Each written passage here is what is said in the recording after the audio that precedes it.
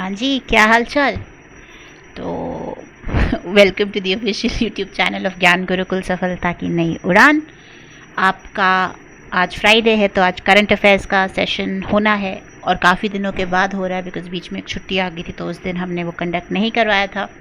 तो आज थोड़ा सा लंबा हो सकता है lecture, please bear with me, but then again benefit तो आप ही का। तो लेट अस स्टार्ट, जल्दी से स्टार्ट करते ताकि जल्दी ख़त्म हो जाए। Most dangerous bird in the world faces extinction threat. दुनिया का जो सबसे डेंजरस बर्ड है जिसका नाम है कैसोवारे, ये हंटिंग और हैबिटेट लॉस की वजह से जिस एरियाज़ में ये रहता है, क्योंकि वो एरियाज़ जो हैं अंडर ह्यूमन इन्फ्लुएंसेस आ रहे हैं विद टाइम, और क्योंकि इसको जो है बहुत ज़्यादा शिकार किया जा रहा है उसकी वजह से ये इसको थ्रेट है कि एक्सटिंक्ट हो सकता है। ये एक बड़ा फ्लाइटलेस बर्ड है जो कि न्यू गिनी और नॉर्दर्न ऑस्ट्रेलिया की रेन फॉरेस्ट में आपको देखने को मिलेगा। इसकी नेक जो है बहुत ब्राइट ब्लू होती है, इसके फेदर्स ब्लैक होते हैं, रेड वॉटल्स होते हैं, और सिर के ऊपर ना इसके ऐसा जैसे बर्ड का सिर है, इसके ऊपर एक ऐसे हेलमेट लाइक स्ट्रक्चर होता है जिसको कास्क बोला जाता है। इंपॉर्टेंट क्यों है एनवायरनमेंट के लिए इनका एक्सटिंक्शन से हमें क्या फ़र्क पड़ सकता है? सीड्स के डिस्पर्जल के लिए जो है बहुत ज़रूरी है, क्योंकि इनकी जो ड्रॉपिंग्स होती हैं, इनका जो फीकल मैटर होता है जो ये पॉटी करते हैं उसके अंदर वो सीड्स जो है वो स्प्रेड होती हैं, जिससे प्लांट डाइवर्सिटी जो है मेंटेन्ड रहती है रेन फॉरेस्ट में। मोर ओवर वो अपनी ईटिंग हैबिट्स जो है एडजस्ट कर सकते थे, वेरी अडेप्टेबल। तो ये ऐसे एरियाज़ में भी सर्वाइव कर सकते हैं जहाँ पे इनका हैबिटेट जो है फ्रैगमेंटेड है। फ्रैगमेंटेड हैबिटेट क्या होता है? टूटा हुआ। पहले इतने एरिया में थे बट बिकॉज यहाँ पे कंस्ट्रक्शन हो गया, यहाँ पे किसी ने एग्रीकल्चर लैंड में, तो ये हैबिटेट फ्रैगमेंट हो गया, हिस्सों में बट गया। तो फिर भी अपने आप को ये अडेप्ट कर लेते हैं और ईटिंग हैबिट्स को अडेप्ट करके सर्वाइव कर सकते हैं। ग्लोबल इनोवेशन इंडेक्स जो कि हर साल निकाला जाता है, एंड ये वीपो जो है निकालता है, वीपो world intellectual property rights organization, INSEAD और कॉर्नेल यूनिवर्सिटी द्वारा निकाला जा रहा एक इंडेक्स है जो कि 2007 में स्टार्ट किया गया था। तो इंडिया जो है 39th पोजीशन पर आ चुका है एंड 133 कंट्रीज़ के बीच में से। रीजनली अगर बात की जाए तो सेंट्रल और सदर्न एशिया में नंबर 1 रैंक पर है, लोअर मिडिल इनकम कंपनीज़ में फर्स्ट है और 4th प्लेस है वीपो और science and tech cluster ranking में। इंडिया के 4 cities Mumbai, Delhi, Bengaluru and Chennai world के top 100 science and technology clusters में इंक्लूडेड हैं, राइट। एंड अगर 2024 की रिपोर्ट की बात की जाए तो Switzerland, Sweden, US, Singapore and UK जो है टॉप 5 कंट्रीज़ हैं, जबकि चाइना, टर्की, इंडिया, वियतनाम और फिलीपींस जो हैं फास्ट ग्रोइंग इकोनॉमीज़ हैं जो इनोवेट कर रही हैं ओवर द पास्ट 10 ईयर्स। पिछले 10 सालों में सबसे फास्टेस्ट ग्रोइंग इकोनॉमीज़ हैं ये कुछ। तो India 39 out of 133। Shigeru Ishiba Japan के प्राइम मिनिस्टर जो है, इनको स्वॉर्न इन कर लिया गया है। ये जापान की लिबरल डेमोक्रेटिक पार्टी को जो है उसके हेड बन चुके हैं and he has replace Fumio Kishida, जिनके ऊपर जो है करप्शन और इकोनॉमिक प्रॉब्लम्स के चार्जेस थे। इलेक्शन जो है बहुत अनयूजुअल था क्योंकि 9 लोग कम्पीट कर रहे थे एक प्राइम मिनिस्टर की सीट के लिए, एंड इशिबा जो है बड़े ही क्लोज मार्जिन से जो है जीते हैं सानाई तकाइची से, who is a woman, right. And हो सकता है कि क्योंकि जनरल इलेक्शंस एक साल से मतलब 1-1.5 साल दूर हैं, तो ये पहले ही अर्ली इलेक्शंस कंडक्ट करवा दे सो दैट दोबारा से इनको रीइलेक्ट कराया जा सके। एक नई इन्वेजिव प्लेटफॉर्म की स्पीशीज़ मिली है साउथ ईस्टर्न यूएसए में। इसका नाम है अमागा सूडोबामा। ये नॉर्थ कैरोलिना, फ्लोरिडा और जॉर्जिया में देखने को ज़्यादातर मिलती है। ये फ्लैटवर्म जो है छोटा होता है, ब्राउन होता है और कुछ सेंटीमीटर्स लॉन्ग है। छोटा, ब्राउन और चिपटा। फ्लैट का मतलब है चिपटा, तो बिल्कुल ऐसे लंबा टेप की तरह सा, ऐसे पतला सा ऐसे होता है, राइट। तो इसकी बॉडी बहुत स्लाइमी होती है, बहुत आसानी से मूव कर लेते हैं।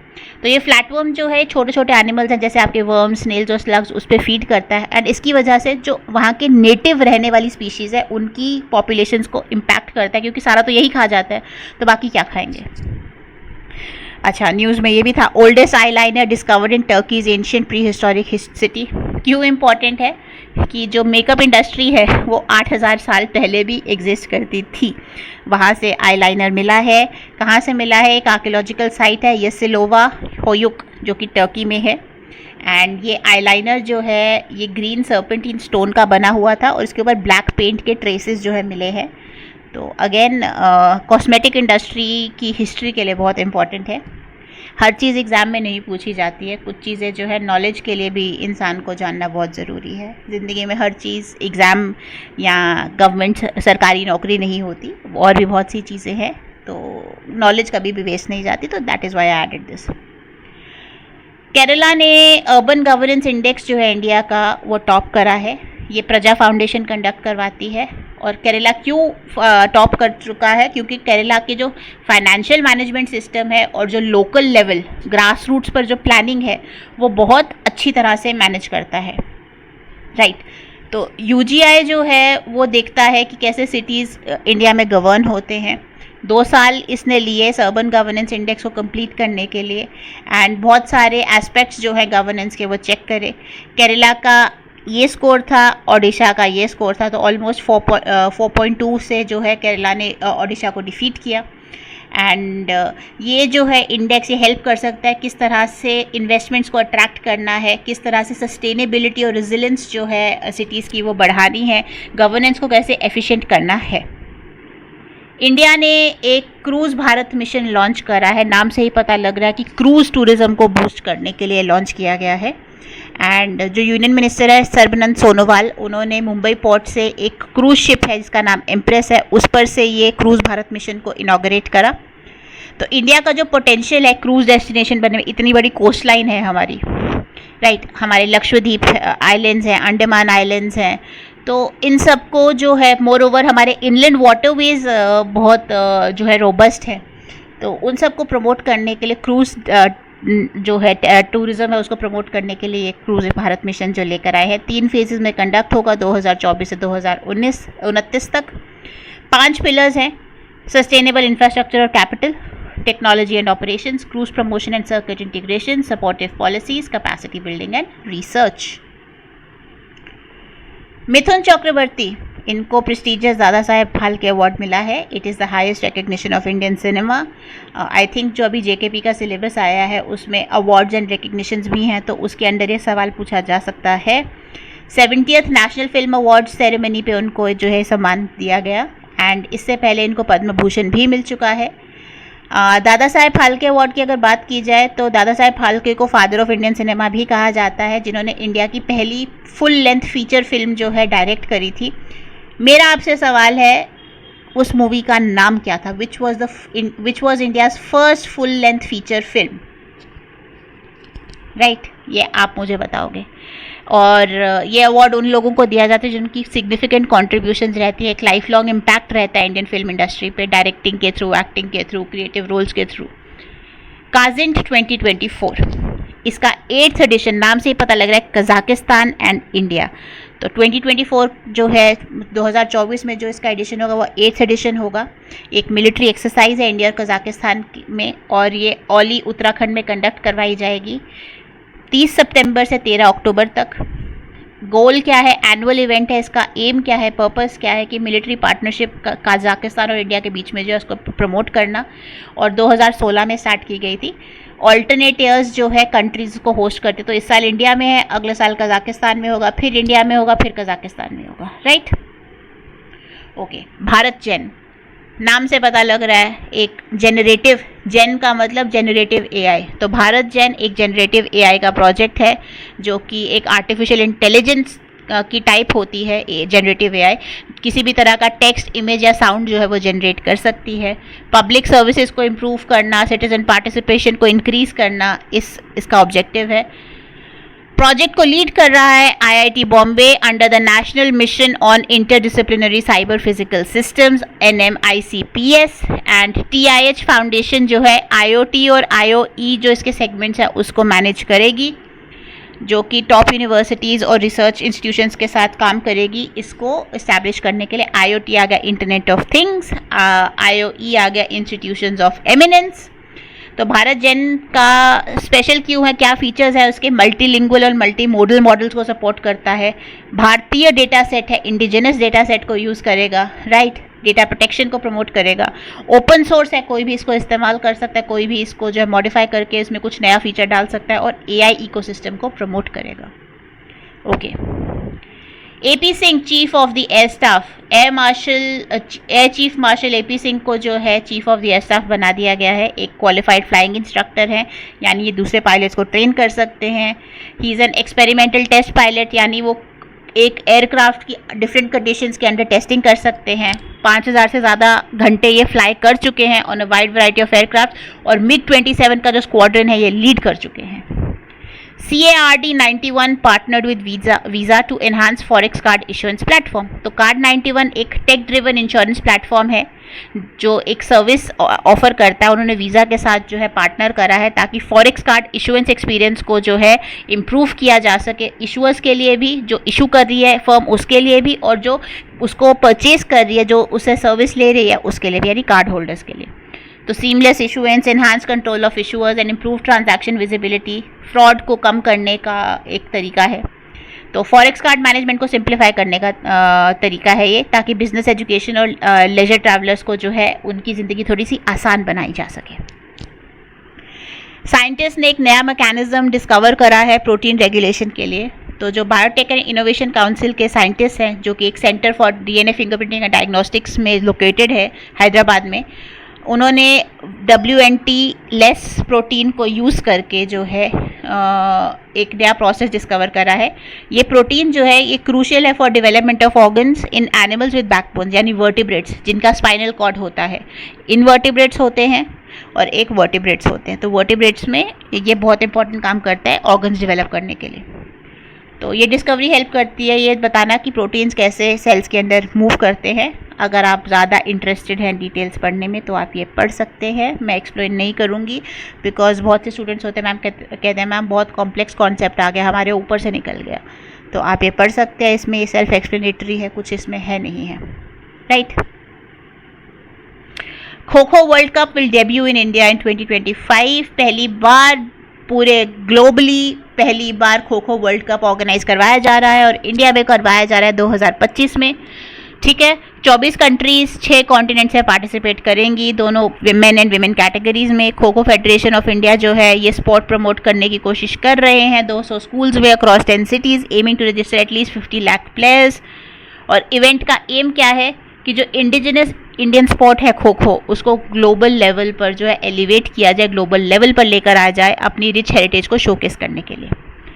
महाराष्ट्र गवर्नमेंट ने कुछ की इनिशिएटिव्स को अप्रूव करा है। सैलरी एंड सब्सिडीज़ का इनिशिएटिव है, जहां पर उन्होंने कहा है 10% सैलरी इंक्रीज जो है वो कोतवाल्स को एंड 8000 मंथली इंसेंटिव ग्राम रोजगार सेवक्स को जो है दिया जाएगा, लोकल एडमिनिस्ट्रेटिव रोल्स को प्रमोट करने के लिए। इंफ्रास्ट्रक्चर प्रोजेक्ट्स में इन्होंने जो ऑरेंज गेट से मरीन ड्राइव का जो सबवे कंस्ट्रक्शन है उसको एक्सेलरेट करने की बात करी है, और जो थाने का सर्कुलर मेट्रो रेल प्रोजेक्ट है उसको एक रिवाइज बजट भी एलोकेट करा है 12,200 करोड़ का। इंडिया की पहली मॉडर्न गौशाला एक बायो CNG प्लांट के साथ जो है MP में इनॉग्रेट करी गई है, मोदी जी ने इसको इनॉग्रेट करा। एंड पहली मॉडर्न सेल्फ रिलायंट लाल टिपारा गौशाला जिसमें बायो CNG प्लांट लगाया गया है, ग्वालियर में इन्होंने इनॉग्रेट करी है।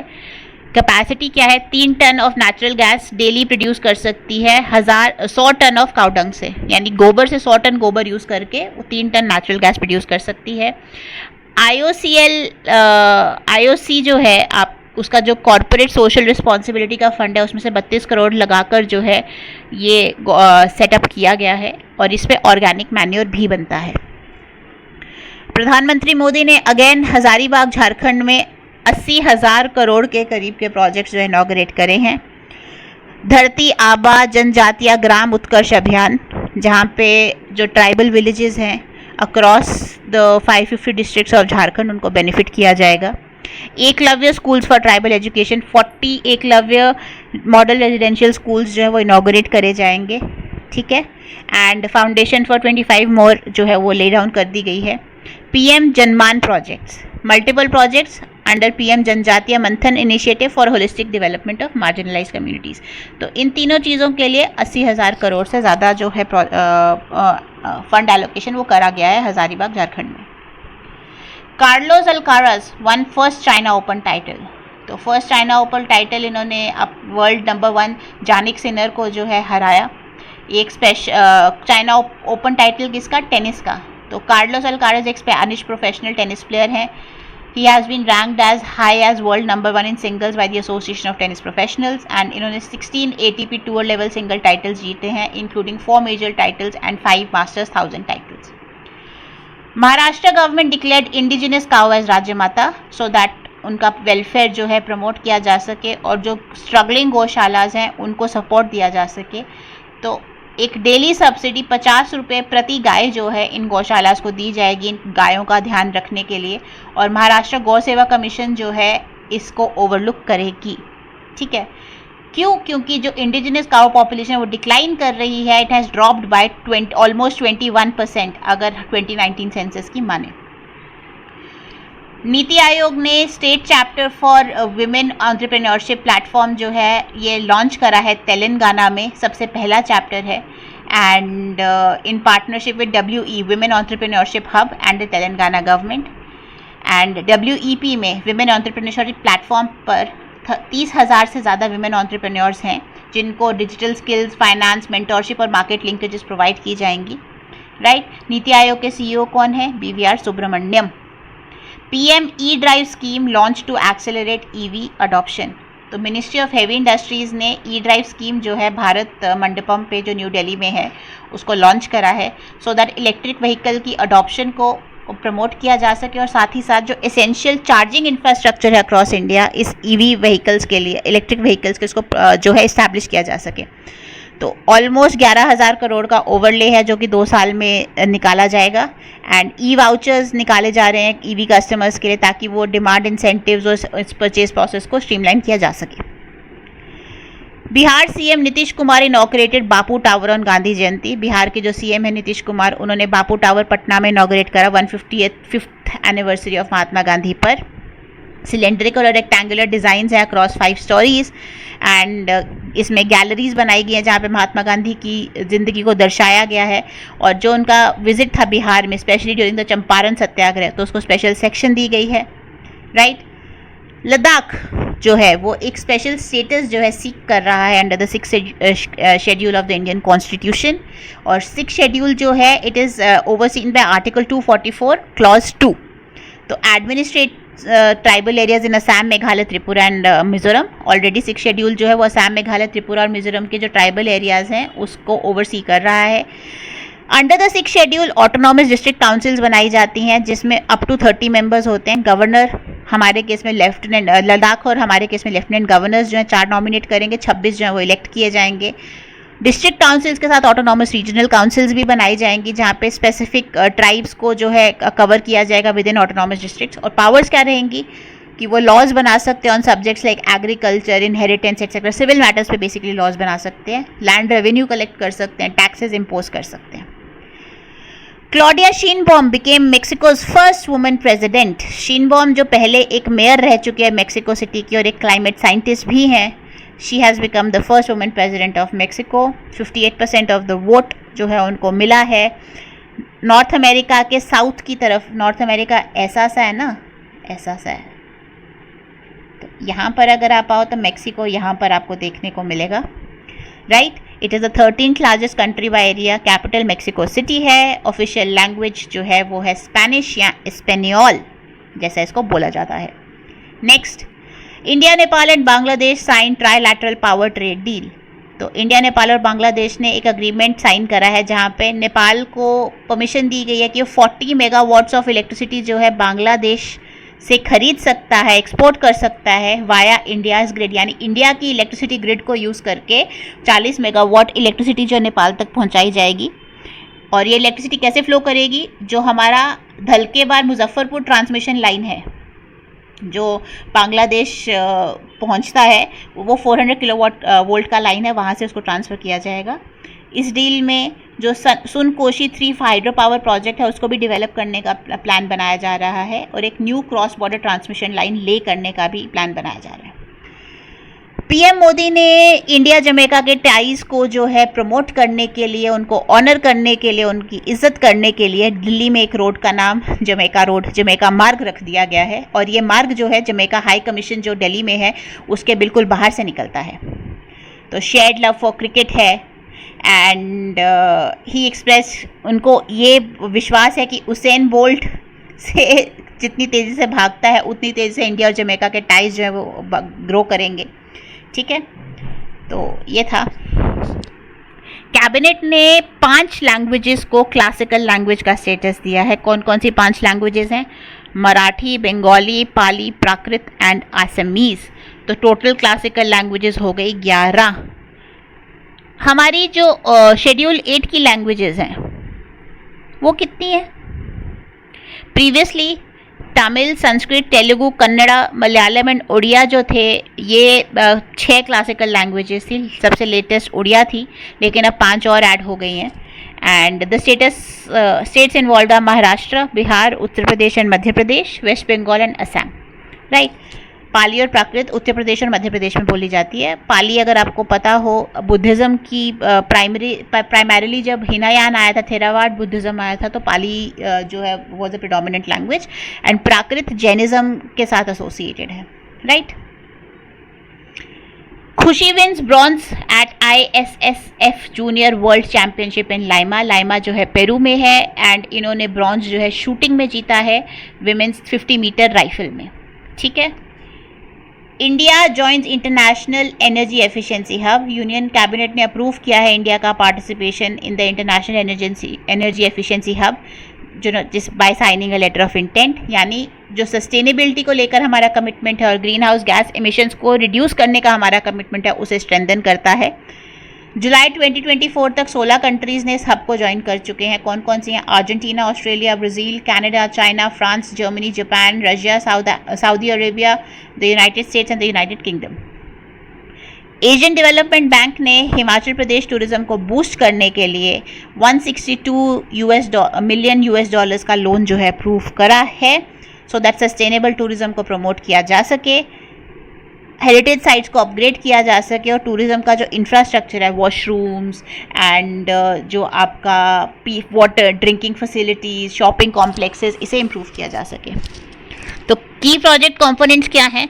जो नागर कैसल है उसे रिस्टोर करना, साथ ही साथ कांगड़ा में एक कन्वेंशन सेंटर बनाना, ग्रीन सोल्यूशंस जो हैं उनको प्रमोट करना और कल्चरल सेंटर्स को इन्हांस करना। केरला ने इंडिया का सबसे पहला सुपर कैपेसिटर प्लांट जो है अनवील करा है एंड इनॉग्रेट करा है केल्ट्रॉन कंपोनेंट कॉम्प्लेक्स में। ये डेवलप किया गया है इंडियन स्पेस रिसर्च ऑर्गेनाइजेशन की हेल्प के साथ। 42 करोड़ का ये प्लांट है, produce 2000 super capacitors daily while generating 22 crore annually. तो भाई 1 साल में ही आधा कॉस्ट ये रिकवर कर रहा है प्लांट। राइट। तो गवर्नमेंट का प्लान है कि 1000 करोड़ आने वाले टाइम में इलेक्ट्रॉनिक सेक्टर में जो है इन्वेस्ट किए जाएंगे, सो दैट इंडिया की position as a manufacturing hub जो है उसको सॉलिडिफाई किया जा सके। सेबी के नए रूल्स आए हैं F&O ट्रेडिंग में, जहाँ पे इन्होंने कॉन्ट्रैक्ट साइज़ को इंक्रीज़ कर दिया है। इंट्राडे मॉनिटरिंग पे जो है एक्सेसिव स्पेकुलेशन को कर्ब लगाने की बात की गई है। एक्सपायरी डेट चेंजेस की बात करी है और टेल रिस्क कवरेज को भी इन्होंने इन रूल्स के अंडर कवर करा है। ICC इंटरनेशनल क्रिकेट काउंसिल, उन्होंने AI टूल को लॉन्च करा है सो दैट क्रिकेट कम्युनिटी के लिए एक सेफ स्पेस जो है बनाई जा सके। तो the international cricket council they have introduced a social media moderation program. Social media पे जो बहुत सा हम देखने को मिलता है कि हार गए तो लोग गाली देना शुरू कर देते हैं, अब्यूज़ करना शुरू करते हैं, हैरेस करना शुरू कर देते हैं, ट्रोल करना शुरू कर देते हैं। तो एक सोशल मीडिया मॉडरेशन प्रोग्राम लाया गया है इंटरनेशनल क्रिकेट काउंसिल के द्वारा, जहाँ पे पॉजिटिव और इंक्लूसिव ऑनलाइन इन्वायरमेंट को प्रमोट किया जाएगा ahead of women's T20 world cup 2024। तो इस इनिशिएटिव का क्या क्या पार्ट है? एक सॉफ्टवेयर है जो कि डिज़ाइन किया गया कि क्रिकेट कम्युनिटी को प्रोटेक्ट किया जा सके टॉक्सिक कंटेंट से, and mental health of players and fans को सेफगार्ड किया जा सके, ट्रोलिंग से बचाया जा सके, हैरेसमेंट से बचाया जा सके। राइट। वातावरण international film festival on wetlands. तो ये जो है वातावरण film festival environment and wild life focusing on wetlands for life, ये पर्यावरण भवन में इनॉग्रेट किया गया है नई दिल्ली में।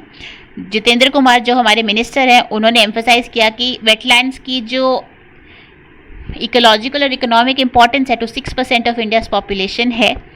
ये हमने कल भी पढ़ा है रामसर कन्वेंशन, अगर आपको याद हो वेटलैंड्स के बारे में हमने डिटेल में पढ़ा है, हमने रामसर साइट्स को डिटेल में पढ़ा था। तो अगर आपने वो वीडियो नहीं देखा है, चैनल पे जाके स्टैटिक जीके बाय नाजुक मैम की एक प्लेलिस्ट होगी, वहाँ पर जाकर आप वो पढ़ सकते हैं। एंड टाइना डाइकहॉफ जो हैं उन्होंने successful India Germany cooperation in wetland conservation through impactful discussions को हाईलाइट करा। 2 अक्टूबर से 8 अक्टूबर तक नेशनल वाइल्ड लाइफ वीक मनाया जाता है, ये ध्यान रखिएगा। और इसी को कमेमोरेट करने के लिए जम्मू और कश्मीर का जो department of wild life protection है उन्होंने एक इनॉग्रल इवेंट जो है ऑर्गेनाइज करवाया था। कहाँ पर? दाचीगाम नेशनल पार्क में, जो कि अपने हंगुल के लिए जाना जाता है, रेड डियर, राइट। तो इस साल की थीम क्या है? Celebrating nature's beauty and highlighting the vital importance of conserving wildlife, right. WETEX 2024, the 26th Water Energy Technology and Environmental Exhibition WETEX 2024 ये दुबई वर्ल्ड ट्रेड सेंटर पे जो है स्टार्ट हो चुकी है। ये मेजर इवेंट कंपनीज़ को, experts को from around the world, almost 1500 participants हैं।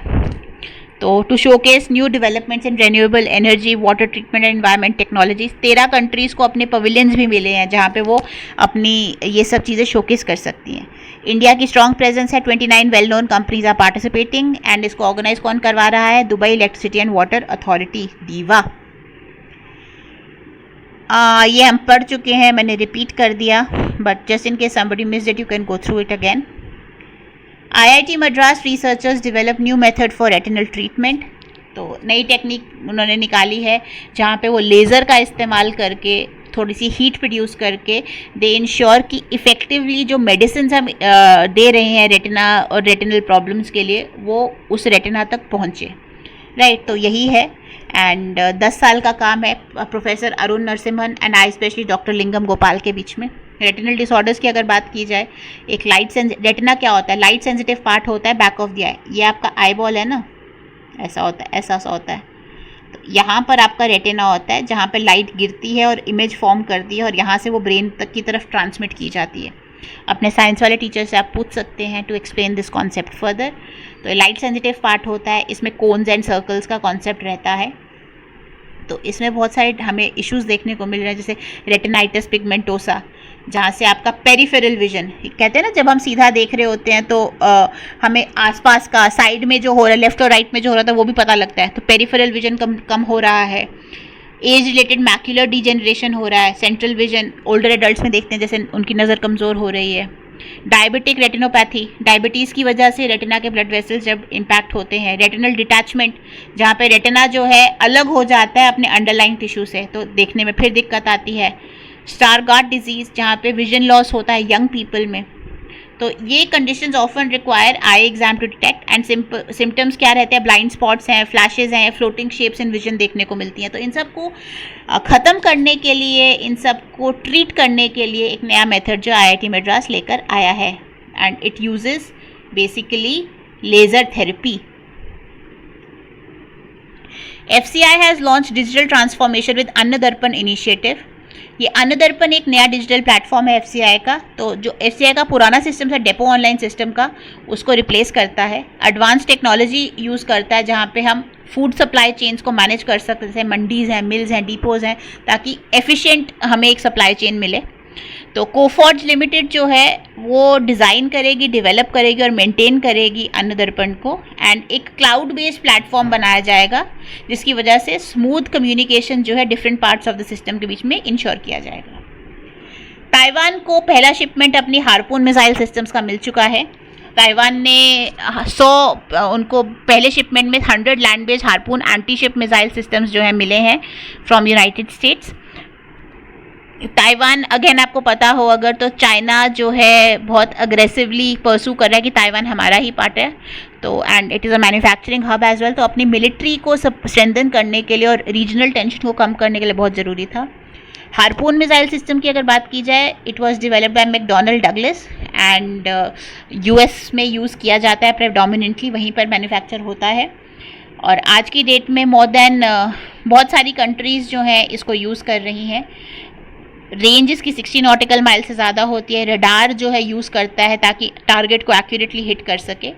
वॉरशिप्स को डिस्ट्रॉय कर सकता है, मर्चेंट वेसल्स को डिस्ट्रॉय कर सकता है। और बहुत वर्जन्स जो है वो यूनाइटेड स्टेट्स नेवी जो है यूज़ करती है। और उसके साथ साथ जो इसके डिफेंस पार्टनर्स हैं उनको भी ये टेक्नोलॉजी दी गई है। Ayush medical value travel summit 2024। Ayush का फुल फॉर्म आपको पता है, आयुर्वेदा, योगा, यूनानी, सिद्धा एंड होम्योपैथी। तो ये एक मेडिकल वैल्यू ट्रैवल समिट जो है इंडिया में होल्ड करवाया जाएगा। थीम क्या है? Global synergy in Ayush, transforming health and wellness through medical value travel. तो ट्रेडिशनल इंडियन मेडिसिन को मॉडर्न हेल्थ केयर के साथ कैसे इंटीग्रेट करना है सो दैट ग्लोबल वेलनेस को इम्प्रूव किया जा सके, वो इस समिट का थीम रहेगा। मिनिस्ट्री ऑफ आयुष ऑर्गेनाइज करवा रही है along with the ministry of tourism, और बहुत सारी स्टेट्स भी इसमें पार्टिसिपेट कर रही है, जैसे महाराष्ट्र, गोवा, मध्य प्रदेश, राजस्थान और गुजरात। यूरो नेवल 2024 ये एक इम्पॉर्टेंट इवेंट है जहां वर्ल्ड ऑफ नेवल डिफेंस में 500 से ज़्यादा एग्जिबिटर्स जो हैं पार्टिसिपेट करते हैं, एंड इस बार ये पेरिस में होल्ड किया जाएगा 4 नवंबर से 7 नवंबर तक। और आज की last news, lieutenant general Asim Malik जो है उनको पाकिस्तान का नया ISI चीफ बना दिया गया है। He will take over from general Nadeem Anjum. Important क्यों है? इम्पॉर्टेंट इसलिए कि पाकिस्तान में अभी भी बहुत सारे सिक्योरिटी इश्यूज़ हैं एंड पॉलिटिकल इंस्टेबिलिटी है following the arrest of former prime minister Imran Khan. तो उनके सपोर्टर्स कभी भी जो है दंगा फसाद कर सकते हैं, तो मलिक साहब की अपॉइंटमेंट जो है उस वजह से ज़रूरी है। So that is all for today, thank you very much. कोई भी डाउट होता है नीचे कमेंट सेक्शन में प्लीज़ लिखिए, please engage with us, and आप कॉल भी कर सकते हैं, वॉक इन भी कर सकते हैं नीचे दिए गए नंबर और एड्रेस पर। नए बैचेस जो हैं वो स्टार्ट हो चुके हैं, hope to see you there. बाकी do not forget to like, share, subscribe, and कोई भी डाउट होता है नीचे कमेंट ज़रूर करिए। We are always there to help you. I will see you all tomorrow. कल स्टैटिक वाला डे है, एंड कल हम यूनाइटेड नेशंस और उसकी एसोसिएटेड एलाइड ऑर्गेनाइजेशंस जो हैं वो कवर करेंगे। तो make sure that you are present, and I will see you all tomorrow. Thank you very much, have a good evening and happy learning.